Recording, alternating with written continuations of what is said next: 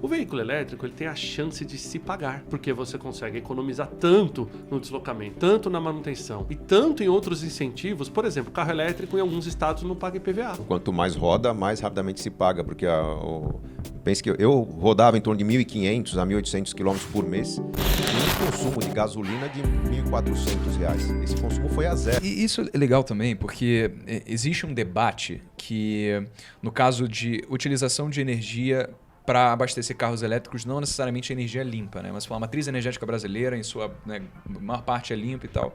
Mas e no caso assim, das termoelétricas, existe alguma conta que prova que você usar carro elétrico é realmente algo que vai beneficiar o meio ambiente e não ser mais ou menos você está transferindo da onde está vindo aquela energia, mas está consumindo combustível fóssil do mesmo jeito? Olha, recentemente, inclusive, para quem estiver nos ouvindo e quiser pesquisar, foi reportagem de vários veículos internacionais sobre esse mito de que era mais você abastecer, por exemplo, o carro elétrico num país de matriz termoelétrica, ou seja, está queimando carvão de um lado para gerar energia, que o impacto ambiental era o mesmo. Uhum. E isso foi desmistificado. Ainda assim, o carro elétrico é muito mais verde. Uhum. Num país como o Brasil, isso não existe, pelo menos não... O debate nem acontece. Maioria, esse debate não acontece. Aqui, realmente, a nossa energia tem essa matriz energética mais limpa, o que acaba facilitando bastante que essa conta seja feita. Veja bem, Breno, tem uma questão que é o seguinte. Qualquer carro que você comprar hoje, para sua mobilidade pessoal, da família, ou mesmo empresarial, ele vai depreciar na sua mão, né? A gente tem aqui um especialista em finanças, pode até falar. Ele vai depreciar, ele vai ter custo de manutenção, ele vai ter o custo, né, do bem, você vai perder valor ao longo do ano. O veículo elétrico ele tem a chance de se pagar, porque você consegue economizar tanto no deslocamento, tanto na manutenção e tanto em outros incentivos. Por exemplo, carro elétrico em alguns estados não paga IPVA. Em alguns estados o IPVA é reduzido. Não tem rodízio em São Paulo para carro elétrico, você sabia disso? Não sabia. Não, você tem um carro elétrico, você não tem rodízio em São Paulo, porque o rodízio era por uma questão de poluição. Certo. Então, por isso que se tirava 20% dos carros por dia, por uma questão de poluição. O carro elétrico não polui, ele não tem necessidade de rodízio. Então, na hora que você começa a fazer essas contas, o carro elétrico, mesmo carro premium, ele tem uma chance de se pagar muito grande. Qual outro ativo que deprecia como, né, um ativo de um bem imóvel tem chance de se pagar? Quase nenhum. Não, nenhum. Até e quanto tempo, assim, mais ou menos, para se pagar? Só para ter uma noção. Né? Tipo, você roda 100 mil quilômetros por ano. Quanto mais roda, mais rapidamente se paga, porque pense que eu rodava em torno de 1.500 a 1.800 km por mês e tinha um consumo de gasolina de R$ 1.400. Esse consumo foi a zero com o carro elétrico. Então, o que se pagou a mais, né, o que custa mais o elétrico, em questão de 2, 3 anos já começa a ver a vantagem aparecer. E aí, quando entra na fase de manutenção, a nota fiscal de manutenção de um carro a combustão, até mesmo o híbrido, traz substituição de peças que não são substituídas no elétrico. O elétrico tem a substituição, eventualmente, você tem um uso robusto de amortecedores, você tem as peças de desgaste, mas todo aquele... A corrosão, aquele intestino, né, que é composto de óleo, escapamento, não existe num carro elétrico. Aproveitando em manutenção, como é que é o sistema assim, de manutenção, caso alguém que tenha um carro elétrico hoje precise trocar alguma peça, que é fácil de encontrar, como é que é o custo? Porque eu acho que quando você compra um carro, vai ter esse custo de manutenção. Como é que funciona hoje assim no Brasil? Johannes, acho que você é fácil de encontrar, Johannes? Quebrou uma peça do e-tron lá, como é que eu faço? Bom, a gente precisa desmistificar algumas coisas. Quando as pessoas têm medo da bateria, todo mundo sabe que a bateria é a peça mais cara de um veículo elétrico. Mas, na verdade, a bateria em si não é uma bateria inteira. Ela consiste em várias células. Então, um e-tron, a gente tem um pouco mais que 30 células individuais dentro desse conjunto da bateria inteira. Então, se tivesse um problema de uma dessas células, a gente simplesmente troca a célula e não troca a bateria. Por isso a gente pode dar tranquilamente uma garantia de 8 anos na bateria, não nas células. Então, qualquer coisa, a gente já tem, eu diria que no mercado agora temos mais ou menos uns 300 veículos rodando. Até agora, zero. Nenhuma célula que a gente tinha que trocar.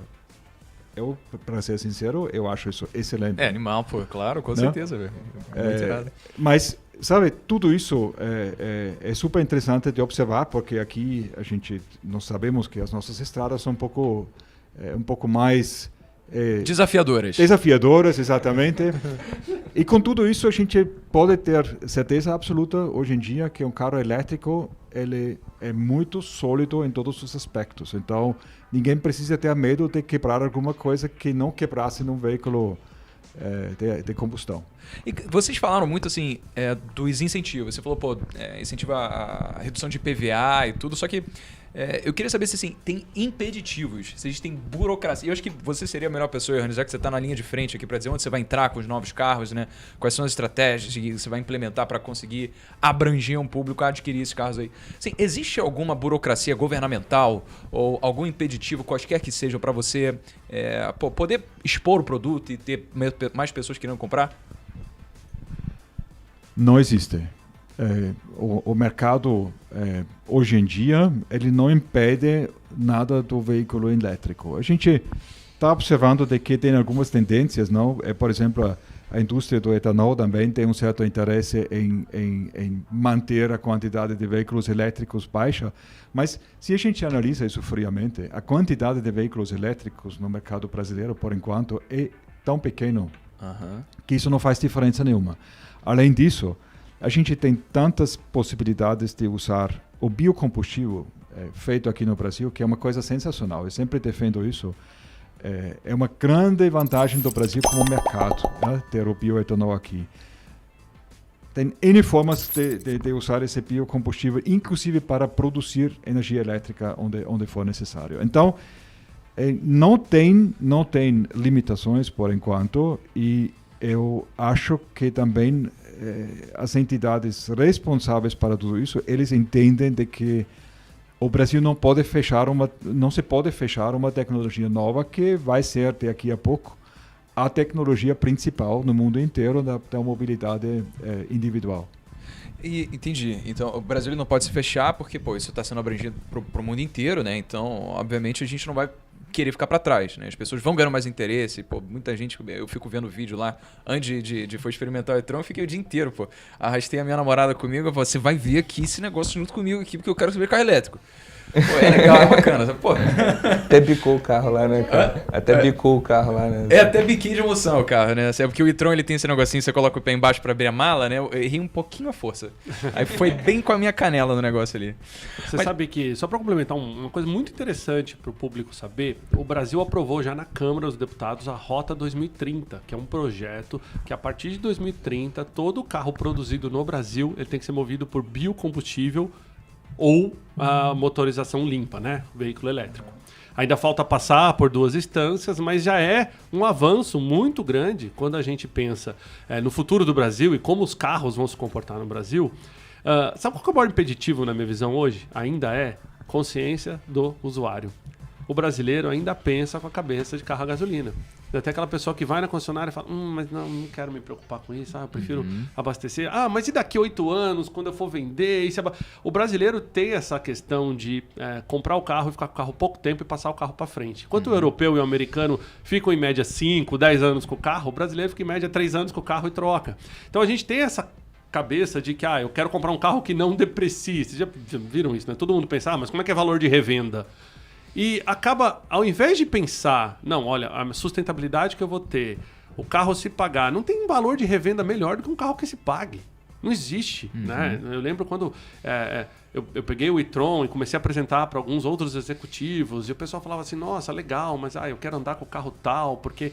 Não, vem cá, vamos fazer conta. Na hora que o cara faz conta, fala, cara, esse é o melhor valor de revenda. É um carro que eu ando se pagando e na hora que eu for vendê-lo, né, eu recuperei todo esse dinheiro. Olha que bacana isso. Então, acho que o usuário é o principal ainda ponto a ser convencido.